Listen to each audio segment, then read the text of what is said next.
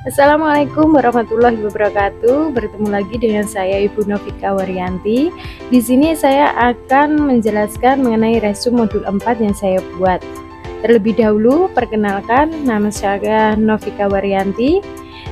Di sini saya mengajar guru informatika di instansi SMAN 1 Brebet, Kabupaten Nganjuk. Resume pertama, pemikiran reflektif terkait pengalaman belajar mandiri modul 4 mencakup apa saja pengalaman belajar yang baru saya dapatkan. Yang pertama, saya dapat mengimplementasikan model belajar atau pembelajaran informatika dengan atau tanpa komputer atau bisa disebut dengan plug dan unplug. Kedua, saya dapat mengimplementasikan pembelajaran HOTS dan mengintegrasikan pada TIPEC. Selanjutnya, bagaimana emosi-emosi yang saya rasakan terkait pengalaman saya belajar? Tentunya, saya sangat tertarik dan antusias belajar modul 4 ini, di mana materi dari modul 4 ini mengenai teori belajar dan prinsip pembelajaran yang mendidik, mengimplementasikan model pembelajaran informatika, plug dan unplug, mengimplementasikan pembelajaran HOTS, dan mengintegrasikan kerangka TIPEC.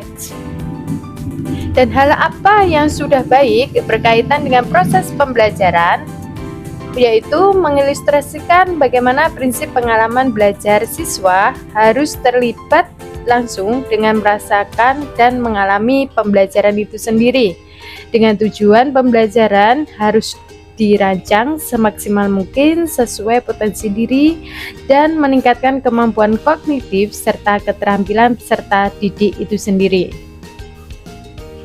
Nah, hal apa saja yang perlu diperbaiki terkait dengan proses pembelajaran?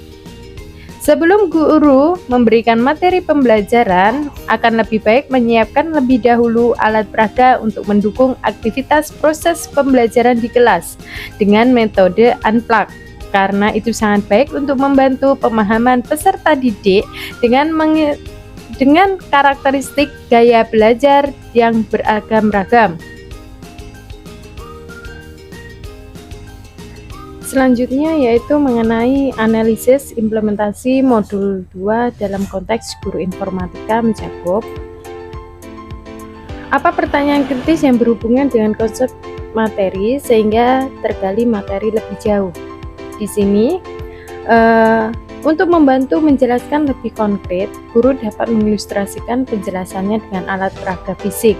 Namun, guru tidak boleh membiarkan peserta didik berpikir bahwa ini hanya tentang proses di alat peraga tersebut atau bisa disebut dengan unplug. Pemrograman di informatika pada hakikatnya adalah menuliskan solusi dalam bentuk teks ke dalam bahasa pemrograman prosedural atau plug. Nah, pertanyaannya, pilih mana? Plug atau unplug? Selanjutnya, apa wawasan baru dari materi yang dipelajari? Setelah guru memberikan pembelajaran, kegiatan yang harus dilakukan oleh guru tersebut adalah mengamati siswa pada saat membaca atau mendengarkan presentasi, mendorong siswa untuk bertanya mengenai apa yang sudah diajarkan. Dan tantangan yang sesuai dengan konteks asal guru informatika diantaranya adalah siswa belum bisa mengkomunikasikan atau menceritakan hasil dari kegiatan yang telah dilakukan pada proses pembelajaran. Selanjutnya, jika perangkat TIK tidak tersedia secara komplit atau lengkap pada saat pembelajaran. Nah, apa saja alternatif solusi terhadap tantangan yang ditemukan? Di dalam modul ini, setelah proses pembelajaran, siswa diwajibkan membuat rangkuman atau resume terkait dengan materi yang diajarkan.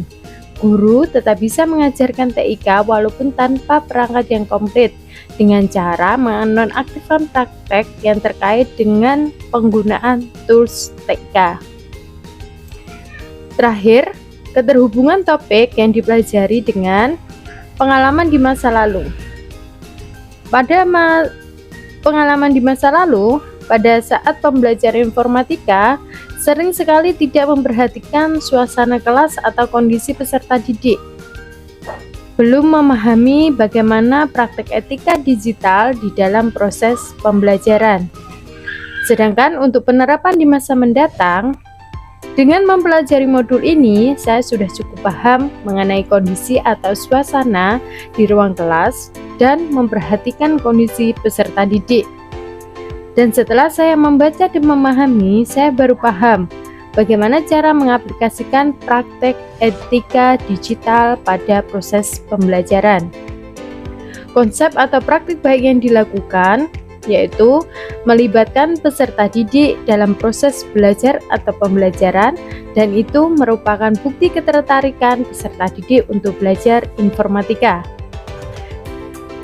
Konsep atau praktik baik yang dilakukan dari mata pelajaran informatika dan kegiatan lain di sekolah, diantaranya pembelajaran informatika tidak hanya bertujuan menjadikan siswa sebagai pengguna teknologi atau konsumen produk digital, melainkan juga sebagai pencipta ide, karya digital kreatif, aplikasi, atau sistem komputasi di dunia digital.